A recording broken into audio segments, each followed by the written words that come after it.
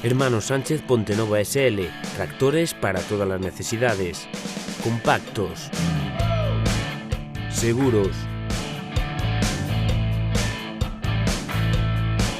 potentes, económicos, trituradora Sego.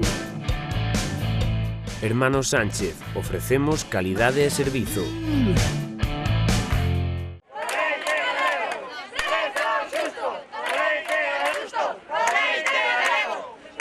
O leite non é auga ou prezos xustos para o leite galego foron algunhas das consignas que se escoitaron durante a mobilización polo sector lácteo esta mañá en Chantada. Apoio total na vila a reivindicacións dos gandeiros galegos na marcha tractorada convocada pola Plataforma en Defensa do Sector Lácteo Galego, na que participaron de xeito estimado unhas 1.500 persoas e preto de 300 tractores. Sindicatos e algunhas fontes falan de ata 500 vehículos agrarios e 2.000 persoas na marcha. Os gandeiros de Chantada, Olloa e Lemos demandaron un prezo mínimo do leite por lei e buscan a intervención das administracións nesta problemática mirándose no espello de Francia. A tratorada foi unha continuación das mobilizacións iniciadas por todo o territorio galego e non pararán ata atopar accións e resultados.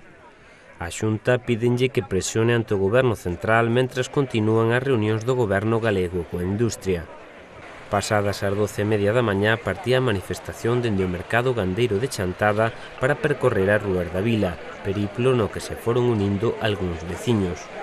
A pancarta que abría a marcha ia encabezada polos alcaldes de Chantada, Taboada, Carballedo, Monterroso, Monforte e Sober, así como o presidente da cooperativa ICOS, o voceiro do PP en Chantada, Javier Medela, e o deputado socialista Vicente do Casar, e tamén algún gandeiro e algún representante sindical.